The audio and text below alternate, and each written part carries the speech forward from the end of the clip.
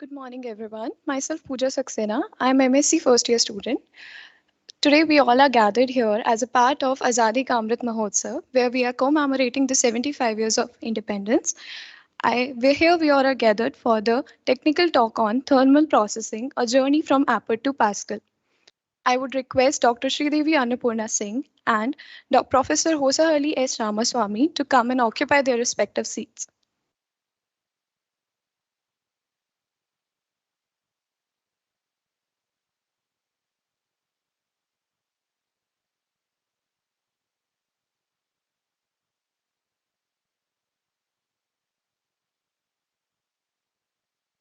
Welcome, sir. Welcome, ma'am. Now, I would like to request Dr. Pradeep Singh Negi, Head HRD, to welcome and introduce the guest.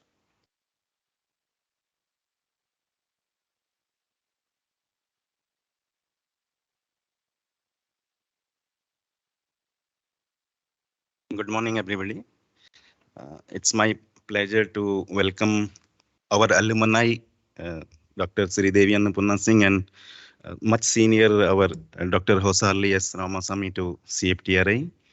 And for today's Azadi Ka Amrit Mahotsav talk, uh, before I start, I will request Madam to kindly welcome Sir with bouquet of flowers.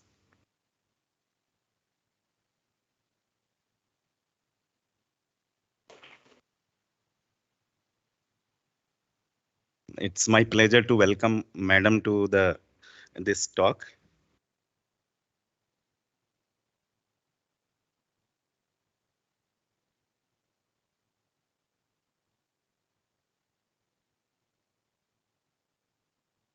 Before we start talk, I will give a brief introduction of both our guests at the dais. To start with Dr. Hosarlias Ramasamy, who is currently Professor, Department of Food Science and Agriculture Chemistry at McGill University, Canada. As I told, he is our illustrious alumni. He did his MSc from CFTRI Mysore and then PhD from University of British Columbia. And his primary research interest in thermal processing, what he is going to talk today. Then beside that, he has worked on microwave processing and also on pasteurization, freeze drying, post harvest technology, food system rheology, computer modeling. And he has distinction of like demonstrating that transfer distribution, not the temperature, is a uh, performance indicator of overpressure cookers.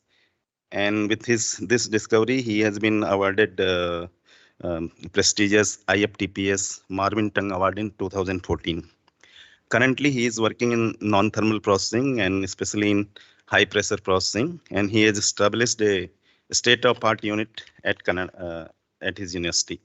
Beside high pressure processing, he is also working on post-harvest management to improve livelihood, which is a project being administered by cooperation agreement with NSAC. Then novel techniques to improve safety, energy saving and cost efficacy. Then evaluation of storage stability of packaged nuts, dried fruit, seed and mixes through moisture sorption and stability isotherm.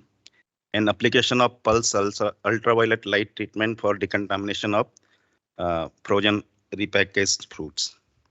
He is actively involved in teaching also, and he takes classes for undergraduate as well as postgraduate courses. And for his contribution, he has been awarded numerous awards. Just to mention, like gold medalist, he was a gold medalist for MSc Food Technology 1972 batch. Then he has been awarded Commonwealth Scholarship, then WJ Eva Award, then FST India Fellow, CFTRI Outstanding Alumni. Then he is Associate Editor of Journal of Food Science, then IU First Fellow, and then he got Pride of Canada Award. And he also got ICEF 12 Lifetime Achievement Award. This introduction is just a brief, and we are going to hear from him very shortly. Briefly introduce our other guest, Dr. Sridevi. Annapurna Singh, who is current as you are our students here all. So all know her, but because the event is live, so for the benefit of people who are listening, who are on the YouTube, just I will introduce Madam briefly. She is an accomplished food technologist with active researcher, and she has taken role of director CFTRI in January 2021. Before that, she was head plant protein chemistry and technology department. And in her career spanning over 3 decades, she has worked extensively on both basic and applied aspect of food science. Significant contributions are towards unfolding protein structure, function, activity relationship, protein and enzymes such food ingredient, then nutraceuticals from traditional food and technologies for combating nutrition. And his many technologies has been transferred and over 40 entrepreneurs have taken these technologies so far. Currently, she is focusing on alternate and unconventional sources of protein and micronutrients to combat malnutrition and development of novel food ingredients for health benefits.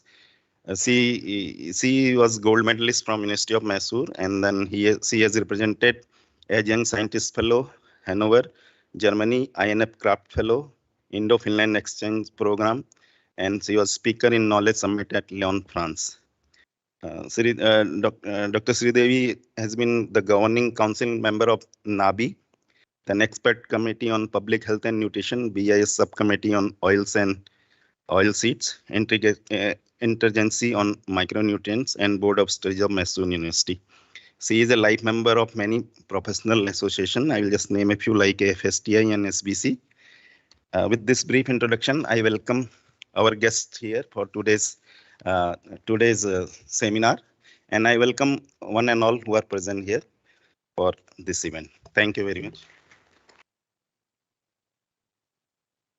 Now, to begin with the technical talk, I would like to invite Dr. Hosahalli S. Ramaswamy, Professor, McGill University, Canada, to start a technical talk on thermal processing, a journey from Appert to Pascale. Welcome, sir.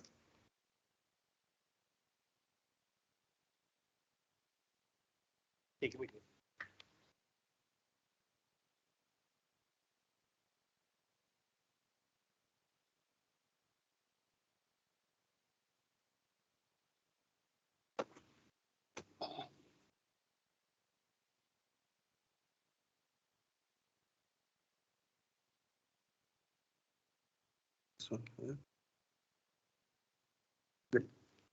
Thank you.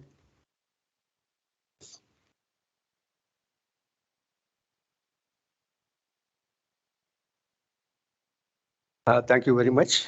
Thank you very much for the nice introduction, Professor Negi. Respected Director, Dr. Sridevi, Dr. Anand Ramakrishnan, all of you students of food technology. It's so nice to see all of you here. You know, this is my alumni institution, and this is actually the 50th year of my graduation from CFTRI. So it's a golden jubilee celebration for me, and to be here on the 75th anniversary of Indian independence is too good a coincidence. And Mysore is almost like my hometown. I'm from Bangalore. Actually, I'm from Shimoga. So I'm from this area. Okay, so whenever I come back to India, Bangalore or Mysore or Shimoga, I always used to visit CFTRI because it's, my home institution. And every time I come, I give 1 or 2 lectures to the students. In the last few years, I missed that, especially because of the COVID situation. I didn't travel anywhere for 3 years. This is the first visit going out of Canada. And that too, I had this opportunity to come here. I really appreciate director's invitation for me. It means a lot.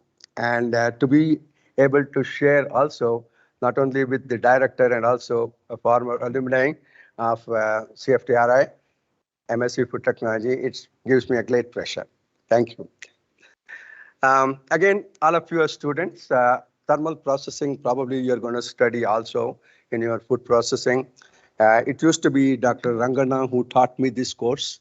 And he was very impressed with my performance in thermal processing, especially the ball and stumbo method or all this. He always used to say, Swami, Ramaswamy, you are the best. Okay, he was so impressed with my whatever calculations or whatever in there. He kept in touch with me for many years after I went back to Canada, to do my second master's and PhD. And since then I continued working as a professor in McGill University, which is one of the top universities in Canada. So my association with food science and my association with MSc Food Technology course here has been extremely rewarding. Okay, we are few from that batch. Almost everybody is recognized, to have done something big in the field. Okay, one of our classmates of that time, Dr. Prakash, he was the director also of CFTRI for several years. So we are also going to have an alumni meet shortly. There is the World Congress of Food Science and Technology meet in Singapore, and we are planning to have a get-together there. Hopefully it will be a nice get-together. So today I want to bring back. Can you hear me? Yeah. I want to bring back thermal processing, which is one of the very established, very mature technology. But it has come a long way since it was first introduced by Nicholas Appert in France, okay, as a first invention to serve food to the military. Okay, at that time, France was engaged in war with neighboring countries. Food was getting spoiled, and there was no food available, good food available for the military. And Napoleon, he announced a huge, reward for anybody who would invent something to stop food from spoiling. And Nicholas Appert is the first one to do that. He was just a confectioner. He didn't know how it worked. All that he did is put everything inside a bottle. He heated it for some time, and it worked. And he didn't know how it worked, why it worked, but it worked. Okay, and he won that prize of 12,000 French francs in those years, in 1809. Okay, so it's a lot of money if you convert that into today's money. So that's the early part. And the latest trend in this is Pascale. Pascale, all of you know, it's a unit for pressure. And he's the father of pressure, technology. And it's the high pressure processing that I'm going to finish up with. So we're just going to go through a journey going from Appert to all the way to Pascale in this short presentation. I may go a little fast, but all of you, most of you are, food scientists, studying food technology. It should be very familiar, and you should be able to breeze through the topic as we go through. So I always put one slide for myself, self introduction. I'm going to skip that because I already have been introduced. So we go through the two pioneers of thermal processing invention, Nicholas Appert and Louis Pasteur. We all know pasteurization. Okay, those are two real contributors to start this whole thing going. Then we'll go look at a little bit of thermal processing principle and some of the novel approaches in thermal processing. Most of those things you probably would have studied, but I'm just trying to line them up in terms of progress. Okay, and then come to high pressure processing, and introduction of Pascale, and especially related to pasteurization and sterilization. There are so many other things that can be done with many of these technologies, but my focus today is mostly pasteurization and sterilization, either using heat or using alternate, methods for doing the same thing. So this is my own introduction of myself. So I'll skip that. Only one thing I want to highlight here. One of the biggest award that I got is the Fellow of Royal Society of Canada. That's something very prestigious and something not easy to get. It's a very high recognition, of achievement in the field of science in general, but they have given at that year for food science. So that's something very big as far as I'm concerned. Of course, I've been associated here, Fellow of AFST, Alumni Award. Those are, among many others that I have got there. And I also am editor for two journals, Journal of Food Science, which probably most of you know, and a new journal, which is the Applied Food Research Journal. That's the latest one. It's an open access journal, but it mostly deals with applied aspects of food science. So going back to the original invention, Appert and Pasteur. So Appert, as I mentioned already, he introduced the food science concept or preservation concept way back in 1809, and he won the very huge award for that. So sterilization, as we normally know, or commercial sterilization, as we know, is actually named also after Appert in France, because where he comes from, sterilization is usually named as appertization, named after Appert. So until 1964, which is almost 50 years, nobody knew why the technique that Appert used was actually working. It's Louis Pasteur who linked microbiology to spoilage, microbiology to sickness. Everything happening, with respect to spoilage and public health safety got to do with microbiology, microorganism. So he brought the microbiological basis for everything, and the one very big contribution, which is the pasteurization of milk, which contributed huge in terms of overcoming many diseases that were coming, from milk. Okay, and that's named after him as pasteurization. So those were two very important contributors that we should always recognize whenever we talk about preservation. And again, going a little bit further, all these things were added to the new knowledge that was coming in. So another 50 years, Bigelow, St. Prescott, and Andrew, two of them are from USA, two of them from UK. They simultaneously recognized the importance of pH of food. Okay, pH level was extremely important with respect to recognizing the growth and activity of microbial spore forming bacteria. Below 4.5 pH, which is the acid pH, spore forming bacteria like Clostridium botulinum will not grow and produce toxin. So we don't need to worry about food safety from spore forming bacteria at pH below 4.5. So we had this classification demarcation placed at 4.5, so we can class low acid foods and high acid foods, so that we can treat them differently. Low acid foods have to be treated at much higher temperature to kill all spore forming bacteria, whereas high acid only need to kill vegetative pathogens like E. coli, Listeria, etc. So these are the ones who actually established that classification. Also recognize the importance of Clostridium botulinum. You all know very well, an anaerobic spore-forming bacteria. If not inactivated, it can grow in canned foods, produces Clostridium like the botulism toxin, which is a neurotoxin, can kill a person even in nanogram levels. Okay, it's a very potent neurotoxin, so that must be eliminated. Okay, so all process establishment for low acid foods is based on killing Clostridium botulinum. Okay, and they also established a general method, a scientifically based general method for process calculations, which was refined later on by Ball and Stumbo. Ball is an eminent food engineer. Stumbo is an eminent microbiologist. So microbiology and engineering in combination led to all these process calculation advances, including computerized technologies. Okay, so formula methods were introduced at that time. So in terms of equipment, again, we have come a long way from there. Initially, when we first were looking at, as you can see from the top figure, all the equipment were very primitive, something that we normally see in household kitchens. Okay, obviously we moved away from there in terms of progress, and we have gone further to many more recent, technology. These are all commercial retards that can be used for commercial sterilization of foods at higher temperatures. So these are all the development that happened in the in the 100 years between 1850 and 1950. So in the 50s, also the continuous sterilization systems, FMC's turbo cooker. These turbo cookers are very, very high speed operation, 400 cans per minute.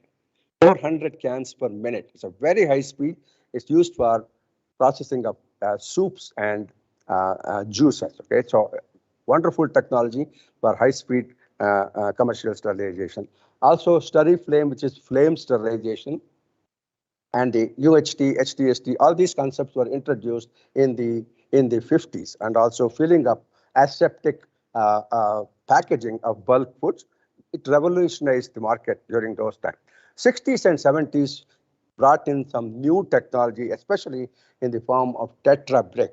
Again, revolutionized the market because until then, all beverages were also canned in cans. Okay, well, once these were introduced and chemical sterilization technology was introduced using hydrogen peroxide, it revolutionized the market. Okay, now today almost all beverages are packaged in these Tetra Brick containers. Okay, it's all aseptically processed, and everything, the packages are all chemically sterilized using H2O2. Okay, and some other novelties in retort also done at that time. So in the 1990s, new forms of heating techniques were introduced in order to rapidly increase the rate of heating. So these included microwave and radio frequency heating, ohmic heating, and other approaches. Okay, acidification and pasteurization, I will go through that a little bit later. This is another technology which moves the low acid products to high acid category, so that way we can process them like fruits. Okay, so that will reduce the process time, reduce the process temperature. That would help in economy and also high quality. So in the 2000, we got all the non-thermal processing, because consumer always wanted very high quality, and you can probably get that only through a non-thermal without any heat. Okay, so the heat is the one which kills microorganisms. At the same time, it also destroys product quality. So if you can do that without heat, then it should be okay. It should be okay. Just a few pictures should have been okay. Okay, that's fine. So high pressure processing, pulsed electric field, pulsed light, all these things came into picture in the 2000, onwards. So again, so those are the latest things in technology in terms of how they appeared in the market. Now coming back to pasteurization and sterilization, why these two are there? Why pasteurization? Why sterilization? Why separate these two? So they're both based on heat treatment. One is a milder treatment, the other one is a major, more severe treatment. We can do pasteurization. We can have a short-term extension of the shelf life, but very high-quality shelf life. So if you don't need a long-term preservation, we can go pasteurization and get the best advantage in terms of quality retention. On the other hand, where you need to have stability, we need to keep product for years. Okay, then you have to go for sterilization. Today, we do take commercially sterile products to space explorations. These things require shelf life of 5 to 6 years, not just months. Okay, so that type of thing can only be possible using these sterilization technologies. Okay, so again, in terms of pasteurization definition, this is a FDA definition for pasteurization. Any process or treatment that is applied to food to reduce the most resistant microorganism of public health concern to a level that's not likely to present any more public risk to the consumers, okay, under the normal conditions of distribution and storage. This normal condition for the particular product, it doesn't mean room temperature, it can be refrigerated temperature as well. So when it is done like that, it is actually pasteurization, okay. Thermal sterilization is slightly different, as I mentioned before. It involves shelf stability and also safety. Safety is important because we need to kill all pathogenic bacteria. If it is spore-forming bacteria active, that means we have to kill Clostridium botulinum to a level 1 in 10 to the 12. 10 to the 12 is a trillion bacteria. So that means 1 can in a trillion can be positive. That's the level of processing that we give. So very, very high, level of safety that's built in. In fact, this is the minimum. Okay, most of the time we give double or triple that in the actual process. So therefore, thermally processed foods are extremely safe.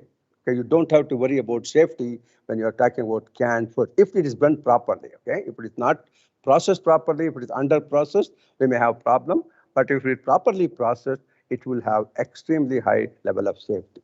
Okay, because safety is one thing, stability is another thing. For stability, it's not just killing pathogenic bacteria. You also have to kill all spoilage bacterial spore. Okay, if not, it will be safe, but not necessarily shelf stable. Okay, so that's the second criteria that we need to do if you're looking at sterilization. And finally, you have to have them packed in a container that's hermetically sealed. That means nothing goes in and out once it's processed.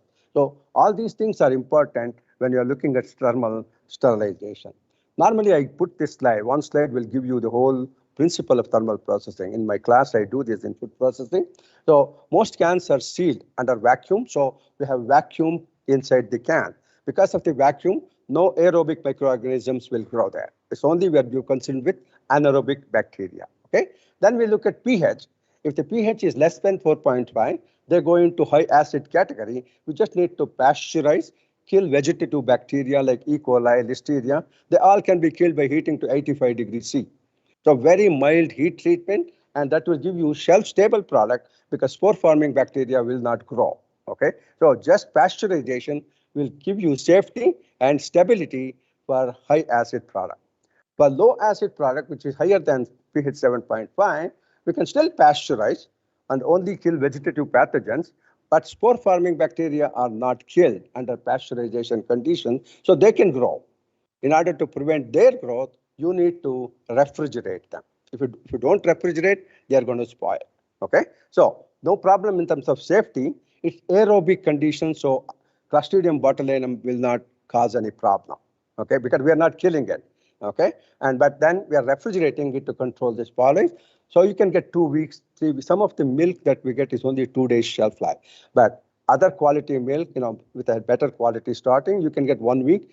Back home, we can get up to 6 weeks shelf life for pasteurized milk because they go through kind of a microfiltration to reduce the initial load and then pasteurize it. So those milk can easily be kept up to 6 weeks under refrigerated condition. Okay, so still it's only 6 weeks, not indefinite. Okay, so if you really want to go for extended, you have to go to high temperature, 110 to 125 to 30 degrees in order to kill Clostridium botulinum and other spore-forming bacteria. And then there is still one category of bacteria, which is thermophilic bacteria, which is very, very heat resistant. We don't even try to kill them because if you try to do that, they're going to completely destroy the quality. So therefore, what we do is we suggest storing these products no higher than 30 degrees. So room temperature, if you store them, thermophilic bacteria will not grow because they require temperature 45 and above. But those days 45 was far reaching. But today, I came to Ludhiana last week. When I landed, it was 45 degrees there, temperature. So today that temperature is not still, not reachable, but inside the house, still you can have temperature in the storehouse, for example. Temperatures can be, 35, 30 and things like that. So thermophilic bacteria need not be concerned. Okay, so therefore, although we say sterilization, this is not really sterilization. We're not killing all bacteria.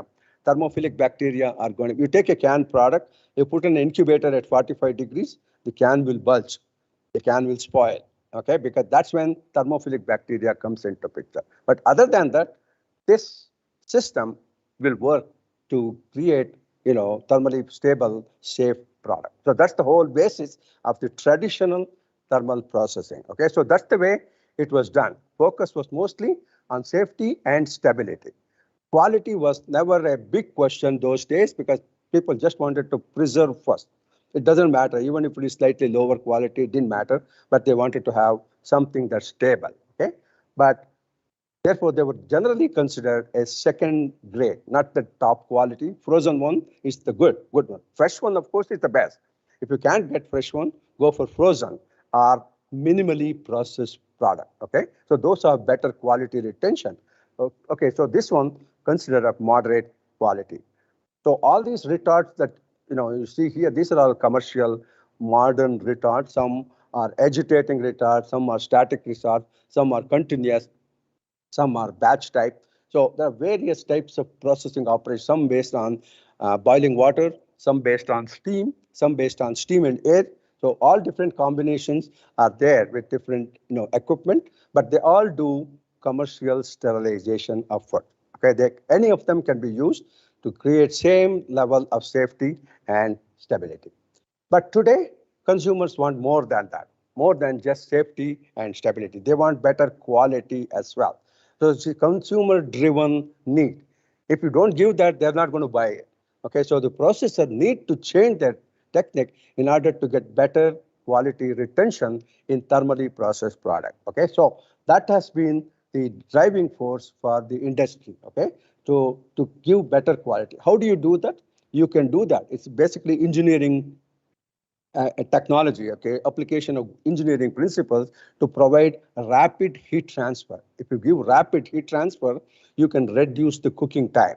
If you can reduce the cooking time, the thermal damage is going to be less.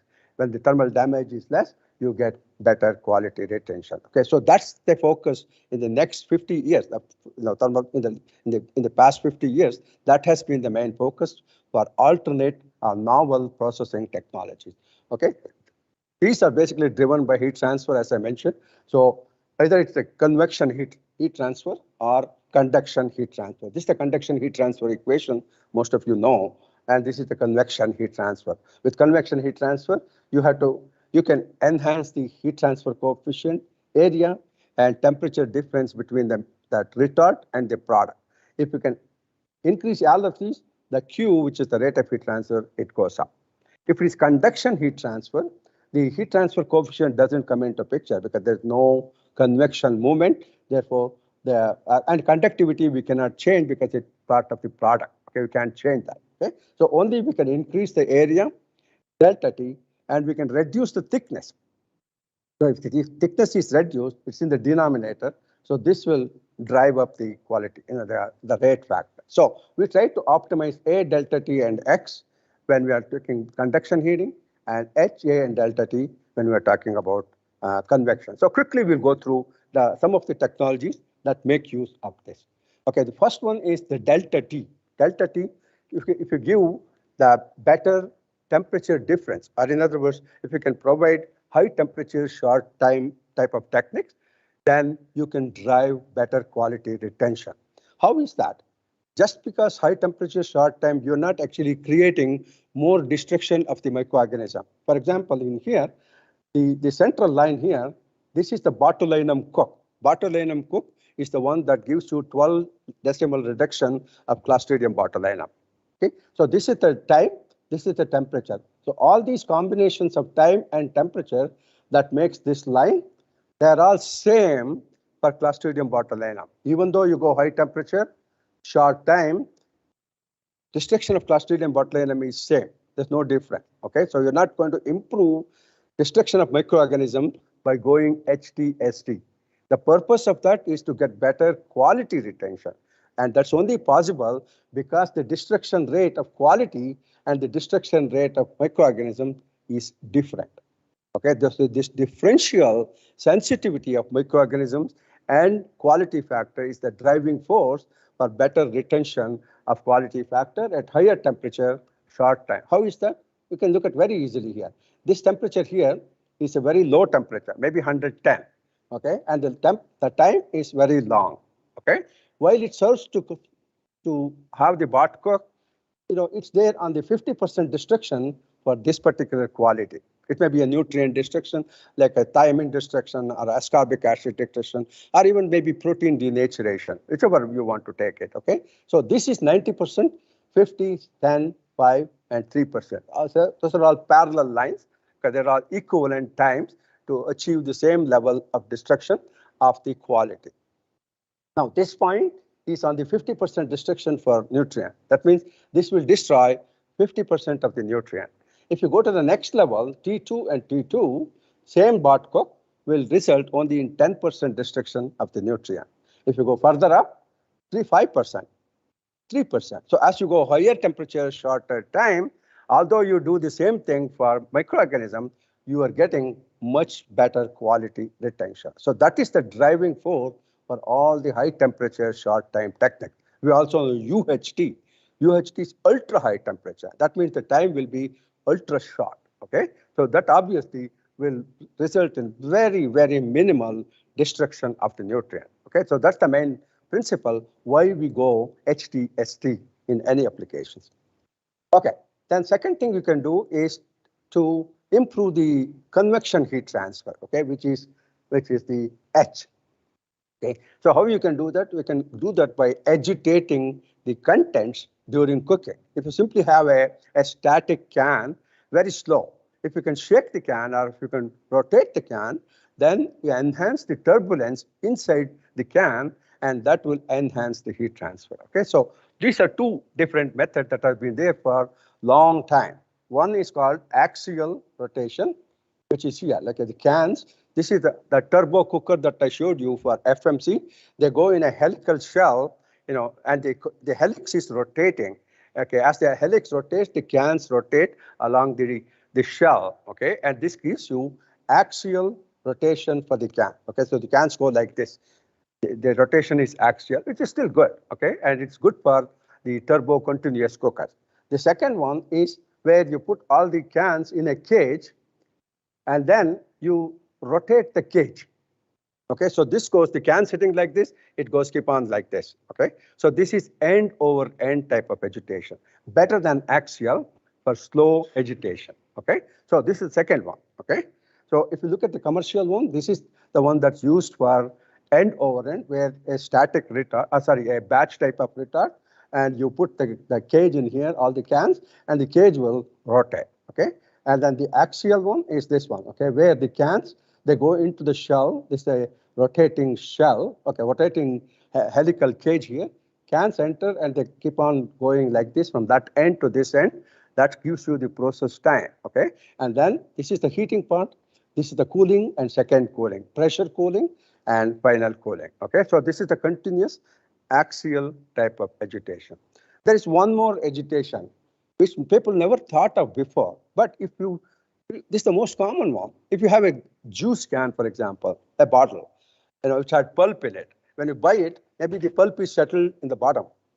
So you want to mix it. How do you mix it? You don't go like this, and you don't go like this. You go like this. Okay, this is the shaking agitation. That is the most effective way of agitating the content. But it was discovered only last 10 years, this type of application has been there. Okay, it's a shaking agitation. You can see here, this is a cheese product, Alfredo sauce. Okay, cheese sauce. Okay, this is the normal without processing. Okay, this is the original sample, and this is the shaking, like when you put like this and shake the cage. Okay, and almost no difference between these two. And this is the rotary agitation, where you have the axial or rotational. Okay, you can see already color changing. If you do static with no agitation, it will be much darker. Okay, so you can see the quality improvement in agitation processing. Okay, so the last one is aseptic processing. Aseptic processing, you actually improve H, A, delta T, all of them in one. Okay, so here you sterilize the containers separately using chemicals like H2O2, which is in here. Containers are pre-sterilized, and the product is sterilized using heat exchanger. When the heat exchangers, you very small clearance, so that it can be heated very rapidly to very high temperatures, then cooled down. So the product is sterilized, content is sterilized, and they are packed in an aseptic environment. Okay, so everything in the dotted line is aseptic. It's all sterile condition. Okay, so pre-sterilized using either steam or some other mechanism to completely sterilize that. And we keep a positive flow of sterile air inside. So air is always coming out. Therefore, nothing can go from outside to inside, although the cans are coming out after packaging. So they're filled, sealed, and then the containers come out. This is what is called aseptic processing. All the beverages today are aseptically processed. Okay, that gives you the best possible quality retention. Okay, so these are all things that are aseptically processed. You can just an example of a commercial product. Not just beverages, also many soups and others, they can be processed under aseptic processing. Another one, last one here is thin profile processing. This is for conduction heating product. Conduction heating. There's no matter how you try to agitate conduction heating product, don't shake. Okay, so therefore you cannot have advantage of agitation processing for conduction heating. So only you can do that by increasing the area and then decreasing the thickness. Okay, so these are special retard pouch materials, which is based on laminate of 3 different materials. Inside is the aluminum foil, just like can. Okay, that will provide hermetic sealing. Nothing goes in or out. Okay, but aluminum, you cannot seal it. So you have to have an inside a plastic layer, for sealing. Okay, so this gives you sealability, and aluminum also is very weak. You can easily tear it. Okay, so in order to prevent that tearability, you use nylon as the outside. So it's a laminate of 3 different materials specifically designed by U.S. Army native for military applications. So most of the retard pouch processing was directed for military use to give, the Army people high quality meat and other product. Okay, so this is a wonderful technology. Again, this basically is based on thin profile. Pouches are very difficult to fill, so commercialization was very difficult. But later on, it was transformed to semi-rigid plastic materials. These are cups and trays, very easy to fill and seal. Okay, so today in India, you see a lot of them. Even today, this is still labor-intensive operation. Still could not survive, in North America and Europe because of very high cost of labor. So these are today packed in India and China by the foreign companies. They have machinery and everything. They produce, they pack, and then they export it back to the other country. So they make use of the labor availability, and time constraints are taken off. So now we can get high quality, and these are coming back to USA, Canada, Europe, and all these places. They give you very high quality product. So today they're there in market everywhere throughout the world, because it's possible now to do this at very low cost of preparation. Okay, so these 3 different ways of optimizing the process in terms of agitation or the package, or the container shape, has resulted in very high quality retention in thermally processed product. Okay, so that's the big advantage that we see today, where the quality is comparable to frozen product, not that far from frozen product. As I mentioned, there's one other way of doing this. Normally the low acid products are subjected to intense heating, like 100 to 125 to 130 degrees, because in order to kill the bacterial spores, you need that high temperature, because you have to kill them because the pH is more than 4.6 for these products. If, for example, the products can take acid, many of the food preparations that we use at home, we always add some lime juice to acidify it. Those products where we intentionally add acid to the finished product, instead of doing that at the end, we can actually do that in the beginning. We can reduce the pH from 4.6 to below 4.5 simply by adding tomato juice, for example. It's a borderline. Tomato juice pH is maybe around 5. So if you add a little bit of lime juice to tomato juice, pH comes down to 4.4. Then you can treat them like an acid product and just pasteurize it, and it makes it shelf stable. So any product where addition of small amount of acid does not make major change in the quality, we can make use of this technique. Today, FDA has introduced this as a special category, as for acceptable for preservation. These are called acidified thermal processing of low acid foods. Okay, so anything that can take acid without quality. Some products it cannot do.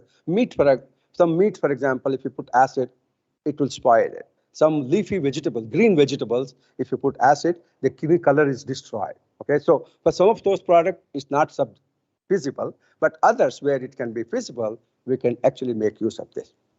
So going further, we also have looked into many other ways of heating. Rather than using steam or water, you can go to microwave heating, radio frequency heating, ohmic heating, or you can go to non-thermal way of doing, which is high pressure processing. I'd just like to introduce a little bit. I know it's already 11:35, so I don't have too much time, but I'll try to quickly go through this so that you can get a feeling of that. Microwave heating is very different compared to conventional heating because it heats by molecular vibrations within the food. They oscillate in response to the oscillating electric field inside the microwave oven. Microwaves are operated at 2450 megahertz, okay, frequency, and that actually make these molecules, ionic molecules, they split, and both ions, positive, negative, they're trying to realign themselves, positive or negative in response to the changing field. If it is positive and the positive here, they go this way. And if it is positive, negative, they come closer. And it changes, it changes, keeps on changing. Every time it changes, it moves back and forth, okay? Also, there are things called, there are molecules which are dipoles. Dipoles have both positive and negative on the same molecule. Water, for example, has both positive and negative. Hydrogen is positive, oxygen is negative. So they are not separated, so they can't go back and forth. Therefore, they go kind of flip-flop because of the changing field. Okay, and what you're seeing here, maybe 4 or 5 per second. Okay, but inside the microwave oven, this happens 2450 million times in 1 second. 2450 million times. Okay, whatever you're seeing there, each second. So there's so much of molecular vibration that generates a lot of kinetic energy, and that results in friction, and that results in heat. Okay, so microwave heating is friction heating due to molecular vibration. Okay, so it's internal heating as compared to external heating, which is normally done with heat exchangers. So you can prevent fouling, you can improve the heat transfer. All those things are possible using microwave heating. So it can be used for almost all the applications for which the heat is used. Okay, so but you just replace conventional steam or water with microwave energy. So that's a wonderful way of doing it because it has more rapid heating than conventional heating. So these are all industrial processes that are available for pasteurization and also for sterilization applications, making use of microwave field. Radio frequency is slightly better than microwave heating because microwave heating has penetration of only 1 centimeter, okay, for water, whereas ohmic heating can see microwave here 915 is the industrial frequency that's permitted, and this is the domestic frequency. Okay, the wavelength or the penetration depth basically is proportional to the frequency. Lower the frequency, deeper is the penetration. Okay, so 2450 in domestic microwave, we can only heat 1 centimeter thick product. More than that, the center doesn't get heated up. Only the surface will heat up. If you go to 915 for industrial, they can go 4 times or 5 times deeper. Okay, but if you go further here to radio frequency, which reduces from 915 back to 41 here, 27, 13. So the penetration is way far deeper. Okay, that's why for industrial application, radio frequency is much, much better. You can see here, this is the 915, 2450, and this is the 27 megahertz. Okay, so this is the penetration depth. Okay, for some products here, you can just compare one of them. Okay, this is 35 penetration depth, 35 centimeters compared to 4.6 centimeter. So much deeper, therefore application become much more effective for industrial application. So these are all things that can be, that has the potential advantages for radio frequency heating. And again, technology is available. This started with lumber and plastics and textile industry. Today, it's also used for a number of food processing applications, both microwave and radio frequency. Ohmic heating is another technology. It's just like a heater. If you have a heater, as soon as you plug in, the heater glows up and it starts giving heat. There's no time delay. As soon as you plug, the coil becomes red, okay, and uniformly red, okay? So that's the technology we use here for heating food. We make the food part, just like this, the heater, okay? We make the food part of the electrical circuit by putting them between 2 electrodes, okay? Food is conductive because it has some salts, okay? And food is resistive because it has a lot of resistance. Only the resistance. The coil here is thicker. The wire here is thinner. The wire has low resistance.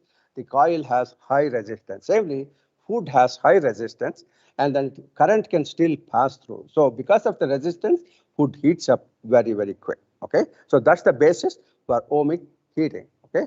And it's very rapid, very uniform, okay, as compared to conventional heating. And everything is very easy. It's better than microwave in many applications. Ohmic heating is considered is the main technology, heating technology to be used in space application because of its extremely high efficiency in terms of conversion to heat. And also one very advantage is here, ohmic heating rate is proportional to the electrical conductivity of the material. Electrical conductivity can be changed by adding salt. More salt means more electrically conductive. Less salt means less electrically conductive. So you can even make a solid particle heat faster than a liquid particle. If you put liquid in particle, if you heat it, the liquid will heat up first and then the particle. Whereas with ohmic heating, if you put more salt to the particle, less salt in the liquid, the particle actually heats up faster than the liquid. See, it's a wonderful concept, wonderful thing that we can use, especially in aseptic processing. In aseptic processing, heat exchangers heat the mixture of liquid and particle. And then you have a holding tube where the liquid will give heat to the particle. Okay, but we never be sure when the particle gets heated up because we cannot measure particle temperature as they are moving along. And therefore, it's very uncertain. So aseptic processing has not been successful for particulate product. But if you use ohmic heating, you can add more salt to the particle. And now we know particle temperature is higher than the liquid temperature. Liquid temperature you can measure with an RTD or a thermocouple. You can put in different parts of the heat exchanger. You can measure the temperature of the liquid at that point, and then we know the particle at that location will be at a higher temperature than the liquid temperature, so we can safely establish the process. So this has permitted to be able to use liquid particle mixtures for aseptic processing. Again, something very attractive. Okay, this shows how the voltage can influence. This is at 50 volts, and this is at 100 volts. So this takes 20 minutes. 60 volts reduces to 1/2. Another, each time you go 10 volts higher, the time is almost getting half.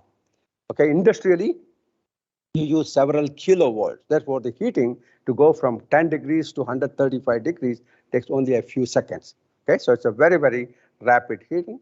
And then that's what I mentioned. This I already mentioned about this. Okay, so it's easy to make this in aseptic processing so that you can actually make the particle heat faster. And Ohio State University has done a lot of work in this area. One professor who is also from Bangalore, one Dr. Sudhir Shastri, he has pioneered this technology, and this university has produced many pilot scale and industrial scale ohmic heating equipment. Okay, so he's one of our own people from Bangalore. Okay, so who has successfully implemented ohmic heating technology for particle. You can see here the quality of the product coming demonstrated here to be very, very good. So the last one that I'm going to touch upon is high pressure processing. This is my latest area, of just last 20 years. We have been doing a lot of work in this area. Okay, so just to bring in Pascale. Okay, he's a genius. Okay, he's a mathematician, he's a physicist, inventor, he's a writer, and he's a philosopher. It's hard to find all these qualities in one person, and that's what he is. Okay, this is the Pascal famous, triangle he introduced in mathematical concept. And this is the Pascal law, which is the pressure law, which basically states that the pressure is uniform and instantaneous throughout the volume. If you pressurize this chamber, everybody inside here will be experiencing the same pressure for the same duration. It's very uniform, no matter where you are, no matter what size you are, all of them, small, big, all of them subjected to the same. It's a wonderful, thing to have in process application. Okay, so it can actually, it's a non-thermal processing technology. It can kill microorganisms. It can inactivate enzyme. There's no heat, therefore it gives almost fresh-like product. Almost it looks like it's not been treated, but it's stable because all microorganisms are gone. Enzyme is inactivated. Okay, and then environmentally it's very, very friendly. All that you need is a chamber full of water, which is about 250 liters. You can reuse the same water again and again and again. No environmental pollution, no effluent production. So it's very environmentally friendly, and the process is independent of size and shape. You can process small container, big container, all at the same time and giving same process stack. In thermal processing, if you have a large container, you have to give hours of heating, whereas In here, it's all same thing. Whether small or big, you give the same process. How high we're talking about is the pressure. Okay, normally atmospheric pressure is 100 kilopascal, 100 kilopascal. If you go to top of Everest, it's much lower. It's only 30 kilopascals. You need many times you need a breathing setup in order to effectively breathe. At the bottom of the sea, it's about 100 megapascal. This is kilopascal. This is 1 megapascal is 1000 kilopascal. And you can see many marine species that are still alive. Okay, so the exotic fish are caught from the bottom of the sea. Okay, so that means 100 megapascals is not sufficient to kill life. Okay, so microorganisms can survive, animals can survive at 100 megapascals. But if you go more than that, usually 400 to 700 megapascal is the one that's used for industrial applications of high pressure processing. Under that condition, you can kill bacteria, vegetative bacteria, spore forming bacteria, etc. If you go to the center of the earth, it's a humongous pressure, 360,000 megapascal. Okay, there are many layers here, oil and others. So if you drill up to that point, oil can start squirting out by itself. Because the pressure is so high, you don't need any pump or anything. Oil comes out by itself. Okay, because the pressure in those layers is extremely high. So we are looking at somewhere between 100 and 1000 kilopascal.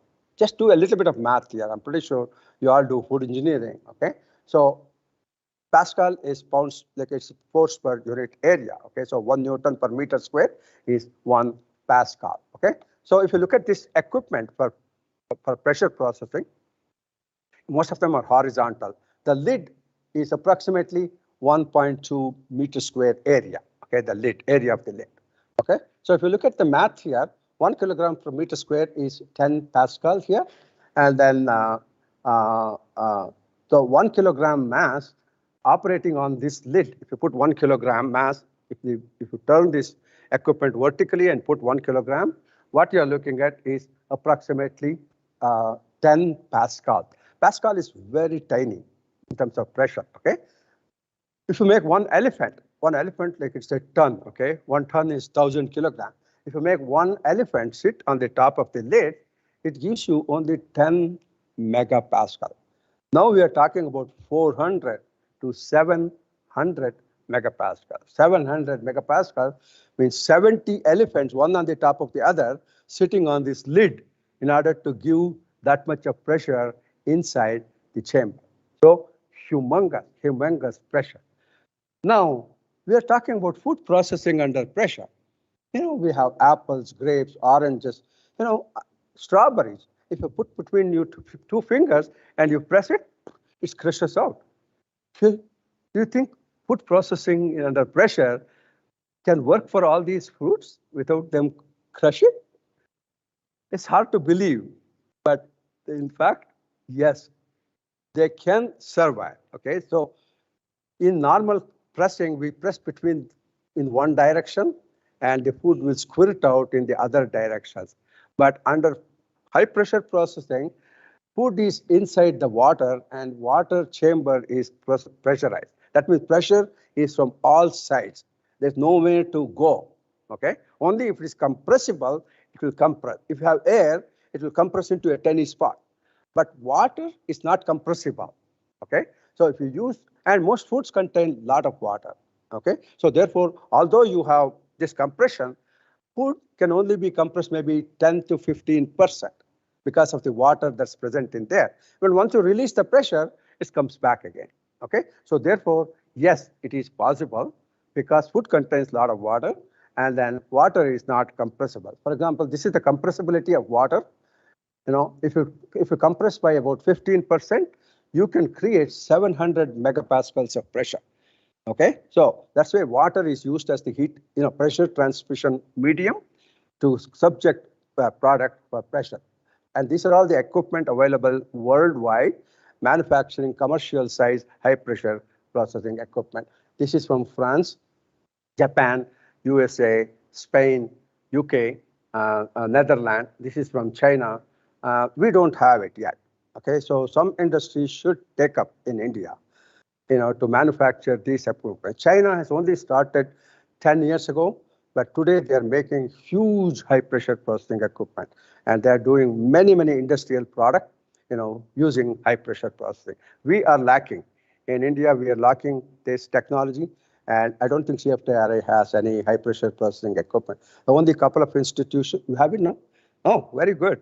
Last time when I was here, there was no high pressure equipment. Okay, so that's good. I think as a industrial backbone here, all the time I had been suggesting you should keep, even if it is small lab scale, we should have one to demonstrate to the industry. So that's very nice to hear that. Okay, in principle, how it works, very simple. You have to have a flexible container. You cannot use rigid container for high pressure processing because it will crush. Okay, so it has to be flexible. You fill everything inside there and it enter the pressure chamber. You fill it up with water, all the it's full up, completely filled, and then you start compressing the water, and it creates the pressure. Okay, 600, 700, whatever pressure that you want to give it. Keep it for the required length of time. Release the pressure, and then you take it out of the system. Very simple operation. It only takes 5 minutes to do this and 5 minutes treatment. So the whole process will be over in 15 minutes. Okay, the whole 250 kilogram batch is finished in 15 minutes. Okay, that's why it's although it's expensive, you can have a lot of turnover, and it's still going to be economical. Okay, this is a French, the Spanish equipment. NC Hyperbaric is today one of the largest equipment manufacturer of high pressure processing, commercial scale. And we have a lot of lab equipment for this. It's a CFI. CFI is Canada Foundation of Innovation. So we got a $2 million facility to implement a high pressure processing lab. Okay, so most universities, most research labs will be lucky to have one high pressure unit. We have 5 of them, all for different purposes. Okay, the first one here is for sterilization. The second one here for pasteurization. This third one is for kinetic, for multiple. Kinetic, we have several treatment times. You take one at a time. These are very small volume, 5 mil, and you take out each time interval. So it's very easy to do the kinetic. And then we have because high pressure affects the freezing point. So you can do a lot of studies, freezing, thawing, transformation under pressure. Okay, so again, the wonderful applications there. So we have one for that. And then this is a hydrodynamic pressure pulsing equipment. It's almost like creating a tsunami through high voltage electric discharge in a small volume of water. Tsunami creates a lot of pressure. Okay, so we can have about 400 megapascal pressure happening like this 5 to 10 times in a second. Okay, so it can be used for tenderization of meat and that type of usually electrical stimulation is used for tenderization of meat, and you can use high pressure cycling for doing the same thing. Okay, these are some pictures of that. Okay, this is our pasteurization unit, and this is the sterilization unit. This is for the kinetic. Again, the same thing. Okay, so there are a lot of different equipment. We can do different studies. This shows the popularity of high pressure processing over the years. You can see that they're all going in an exponential fashion. So it's increasing very rapidly. Scopus, you can use something called a word cloud. I don't know if anybody has used this word cloud based on publications. Okay, this is based on high pressure processing publications appearing in Scopus. Okay, so you give command and a high pressure processing, and you say where it is from, which researcher. So you can create a word cloud. Okay, so this is the countries in which high pressure processing is. The letter size determines the importance of that company. The bigger the size, more research is carried out in that country. You can see Spain, USA, China, Canada, Germany, France. So these are the worldwide countries that are doing a lot of work in high pressure processing. These are the institutions. Number 1 is Spain. Okay, CSIR-CFTRI is a Chinese one. And then we have Belgium, we have China, and then USA, UK, Germany, Spain, and we have McGill also. Okay, so we are also contributing quite a bit in terms of high pressure processing research. These are the researchers who have contributed to high pressure processing. Again, bigger names here means more work by that particular researchers group. Some are very famous here, Barbosa, Canovas, Dr. Anand Raman knows, Ramakrishnan knows, Dietrich Knorr, and Mark Hendricks, and you also see my name. Ramaswamy is there also, so we can be proud of, a guy from Bangalore is also there in this group of people. Okay, so I'm happy to be there. Okay, so how does this work? There are three principles on which the high pressure processing works. One is the Pascale principle, which we already know, instantaneous and uniform. The second thing is the chemical principle. We all know chemistry, all reactions are associated with a volume change. Okay, some are with a negative change, some are with positive change. Any reaction that's associated with a decrease in volume, it is accelerated by pressure process. Okay, because pressure also shrinks the volume. So anything that has negative volume of activation is accelerated. And the other ones, if it is positive, then it's going to be suppressed by high pressure. Most of the enzyme inactivation, microbial destruction belong to this group. So therefore, high pressure accelerates their inactivation kinetic. There's one more thing called molecular ordering. It's a molecular vibration created by kinetic energy. High temperature increases the kinetic energy, and the high pressure also increases the kinetic energy. So therefore, pressure and temperature can act in synergy in terms of inactivation kinetic. So that's why it acts similar to thermal. So if you can inactivate by heat, you can also inactivate by pressure. Okay, so that's why there is synergy between the two. Okay, so these are all the effects of high pressure on the food system. There is a mechanical stress, a very extensive mechanicals. Nobody likes to work under pressure. It applies to all of us. If we're under pressure, we don't function normally.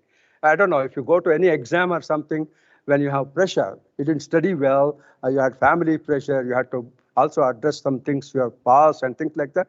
Too many things going on in there. And you go there, you look at the exam, nothing goes in their brain, okay? Brain is black. So you won't be able to function properly. Same thing happens here. This pressure you're looking at is humongous pressure. Microorganisms simply quit. Enzymes will simply quit, functioning in a normal fashion. And that's what we want. We want microorganisms to fail, enzymes to fail, because that way we achieve the preservation. So therefore, it can be very effective. It can kill microorganisms. It can inactivate the it doesn't affect the covalent bonds are very strong bonds, as you already know. Most nutrients are held by covalent bond, and those bonds are not affected by pressure. Okay, so therefore nutrients are not affected by pressure application. But other bonds like secondary bond, tertiary bond, quaternary bond, these are all associated with macromolecules. Whether we talk about proteins or carbohydrate, they have secondary structure, tertiary structure. These are all hydrogen bonds and other bonds. Those bonds can be affected by high pressure. Those quality can be up. That's why we can have functionality improvement. We can denature the protein. We can gelatinize starch just with pressure, without any heat. Okay, so those things are possible with high pressure. So functional properties can be modified or can be altered with the application of high pressure. All these things can be done with high pressure, including pasteurization and sterilization. Oops, it's repeated. Pasteurization is very well studied. Early application of high pressure was mostly on pasteurization. Okay, so today it's well demonstrated. All that we need to do is establish a pasteurization criteria, pressure criteria, to inactivate Listeria or E. coli. And a 1 minute at 500 megapascals can actually achieve 5 log reductions of these bacteria. And therefore, pasteurization really works. Sterilization is a problem because we need to kill bacterial spores. Bacterial spores are very resistant to pressure. They have a special coat. It cannot be ruptured by pressure alone. So you need to heat it to about 80 degrees to soften the spore coat and then apply the pressure, then it works. Okay, so we're using pressure to enhance the destruction, thermal destruction of bacteria. So that's the way high pressure sterilization actually is used. The main feature that we are going to use here is the adiabatic compression heating. When you compress it, you increase the temperature. If you feel in the back of the fridge, it's always warm. Why? Because compressor is sitting there. The refrigerant is compressed, and that heat is getting released there. So that heat is generated by anything you compress increases the heat. Anything you expand, you cool down. So expansion cooling, compression heating. We make use of this in high pressure sterilization. This also, as I said, temperature and heat act synergy. So this is the destruction kinetic for Bacillus stereothermophilus, which is a thermophilic bacteria. We don't even try to inactivate them in sterilization. But look at the level here. Okay, this is under 700 megapascal, 90, 100, and 100 C temperature. Okay, similar thermal destruction curve, very similar pressure destruction curve here. So if you look at this, you can calculate the D value. See, this is 1D, 2D, 3D, 4D, 5D, 6D. You can create so many decimal reduction just by application of this in few seconds. Okay, so the decimal reduction time computed for 110 degrees C is 8 seconds under this pressure. Okay, the same temperature for steam, this will give you 100 minutes.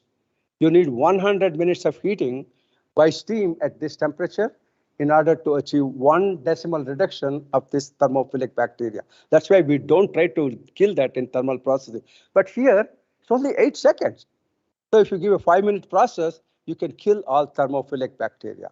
So that's the very big advantage of high pressure processing. This is another one, another Clostridium sporogenus, which is a surrogate bacteria used in most food processing because we cannot work with Clostridium botulinum, which is pathogenic. We used it. It's also 1 minute at 121 degrees. 1 decibel reduction at 121 degree is 1 minute. So at 100 degrees, it will be almost like 200 minutes. Okay, and under pressure, it's less than 1 minute.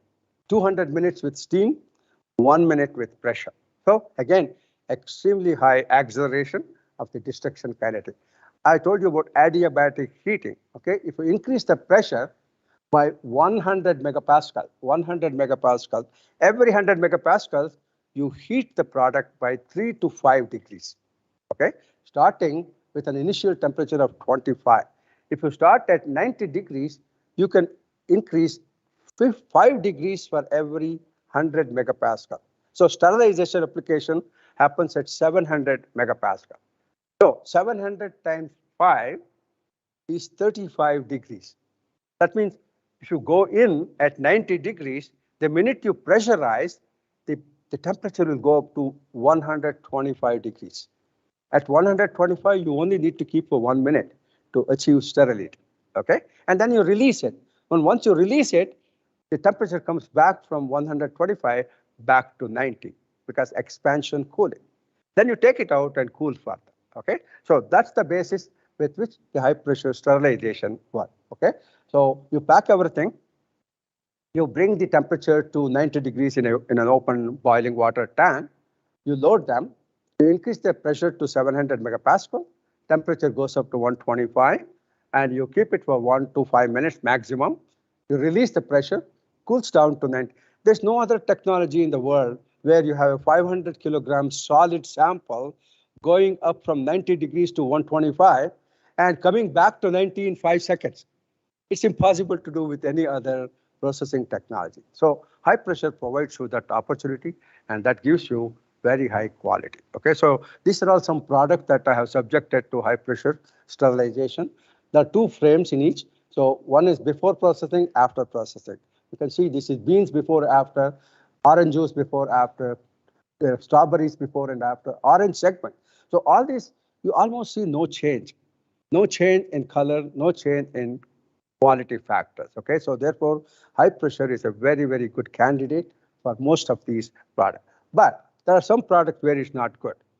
If you take red meat, red color of meat is associated with myoglobin. Okay, so once you denature myoglobin, the red color is gone. Okay, so therefore, anything that's associated with red color, color associated with proteins, when the protein gets denatured, the color changes. Okay, so it's still raw. If you taste it, it's still raw meat. Okay, but it takes cooked appearance. Okay, so it's hard to convince consumers this is still good, this is still raw. It looks like cooked. It's hard to do that. Okay, therefore these products are not very, useful, for fresh market, but for ready to eat market or for cooked product or for cured product, it works very well. Okay, so this, for example, cured meat, there's no change in color because of the presence of salt. Okay, so in these applications, it's very useful. Okay, so high pressure can be used for sterilization. So the time is up. So I know I don't want to go any too much further. High pressure homogenization is something that makes use of pressure, and then also ultrasound for homogenization of product. This works very well for milk. Okay, so you can homogenize at the same time pasteurize it. Okay, so it's again used for many different. Ultrasound has been used for many different applications. So we can also use that in processing industry. Ultrasound and steam is very rarely used, and we have used ultrasound and steam combination for surface inactivation of microorganisms. This is very important one from safety point of view. This has been recognized by FDA for salmonella and Campylobacter inactivation in poultry birds. Okay, so it's a very brief 5-second expression result, and that will help to kill the Campylobacter on the surface, and it can be very, very effective. Okay, so with that, I'm going to stop here, saying public health safety is the top priority for any food processing application. Food preservation is a joint, associate requirement, and security and stability are the desired product. And these things can be done with thermal processing and with novel technologies and with high pressure processing. Okay, thank you very much for your attention. So we have gone a long way from Appert to Pascale. Thank you.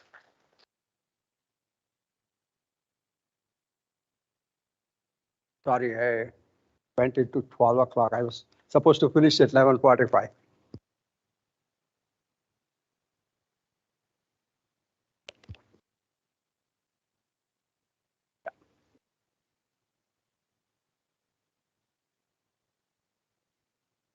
If you have any questions, I will be pleased to answer. You can also communicate with me through email. I can give my email address also with one of them.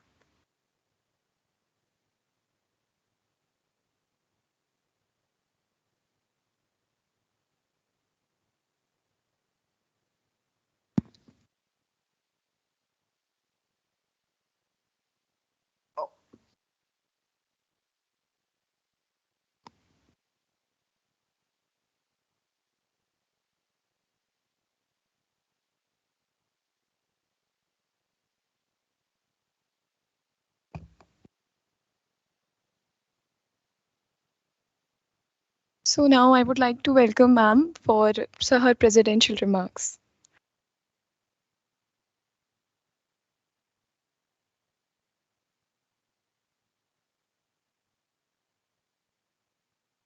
Thank you, Pooja. And I think you all will agree it has been a wonderful, wonderful lecture, right? Yeah, so thank you for this refresher course for me. And I can imagine why you were the favorite of Dr. Rangana, because I think I could actually see him stand here and speak, and I'm sitting in the class. So it was really, really wonderful. For those of you who, I'm sure all of you have heard of Dr. S. Rangana, right? He was one of the scientists in CFTRI who did a lot of work and on thermal processing. And we used to shiver in class when he used to take, because he would rattle off these numbers, F0 values, D values, TDT and all that. And I used to wonder, how am I ever going to pass this, because I came from a biology background. But then today, I'm sure many of you also must have come from biology, chemistry background, but you would have found it so interesting and actually absorbed everything that Professor Ramaswamy said, because he made it so easy and stuck. He also touched upon the fundamentals, like if you are able to know what is important, like moisture and pH, and how you can play with temperature you can actually come to assure food safety, and how the various physical methods can be used to make the food look better or more safe, and so on and so forth. So he is my senior. And he is from the 72 batch. He is the gold medalist. I finished in 1988. So he is my senior. And so unlike Dr. Negi said, I will only say welcome home, because anybody who has spent 2 years in this campus, I am sure you will all feel it is like home whenever you come back, right? So you can never be a guest to CFTRI. And today, I think all of us feel so proud to see Professor Ramaswamy's name in such big letters along with the other greats. So you have, thank you for putting CFTRI DNA in the world map like many others have done so. We really feel proud of that too. And Canada, there is another connection also. I'm not sure how many of you have heard of Professor Hulse. Can you just put up your hands?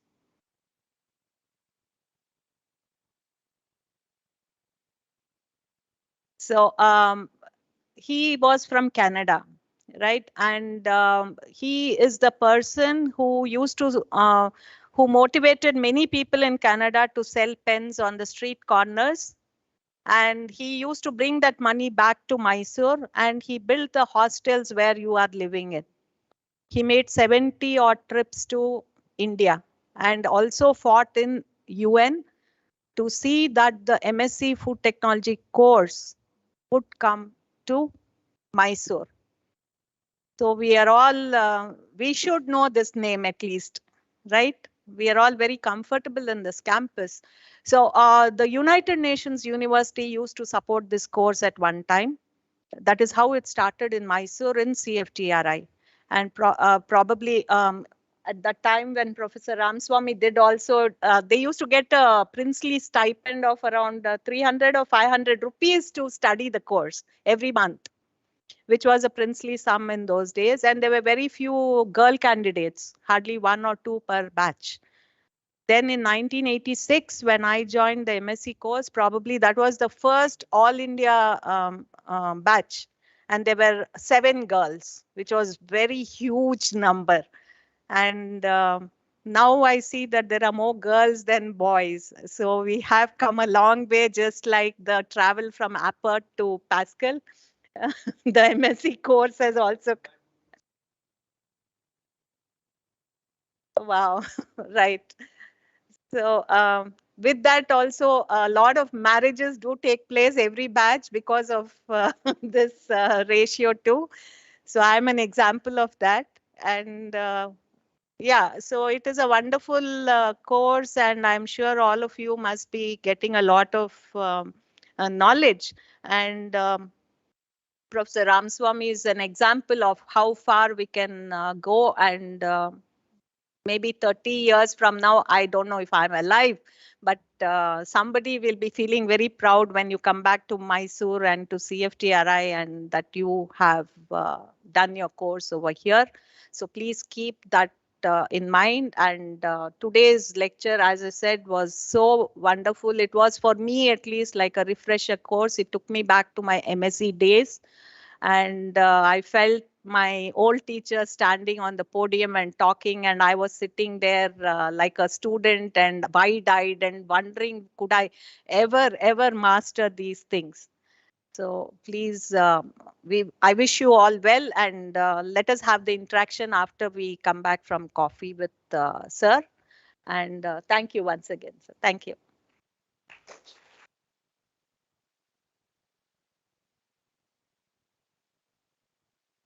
Thank you, ma'am. Now I would like to call Dr. Dr. C. Anand Ramakrishnan for the vote of thanks. Thank you so much. What Director Ma'am said, 2001, I think, myself and Dr. Negi, along with all our MSc students, attended your lectures. What you spoke on that day, the same energy level without taking water. Today also you delivers after 20 years plus. That's passionate to the subject, passionate to the science, what he is delivering. And you may not be aware of that, how much he is doing for the science, especially for the food science and technology. Right now, sir is associated with the IUFAST and ICF and is going to be conducted next year. So SAR wanted more participant into next year what we are going to conduct in France, because when we conducted in the Melbourne, we are not having much participants with the director support and SAR's initiation. We may be having the bigger participants from CFTRI, sir. Once again, thank you so much for your time and effort to come to our institute to give and delivering the lecture. Now I request our director to give a small memento to you, sir.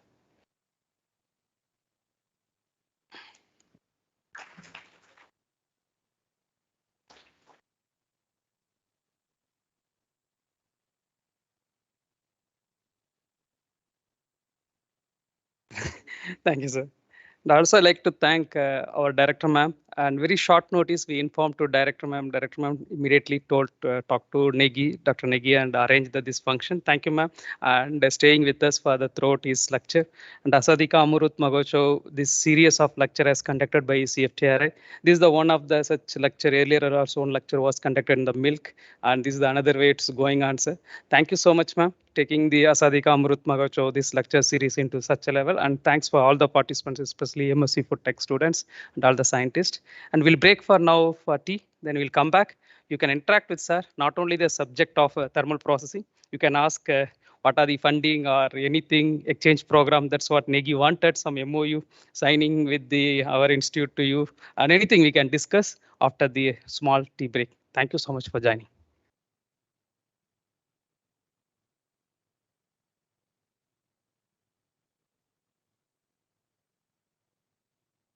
Thank you, everyone. We'll meet after the tea break.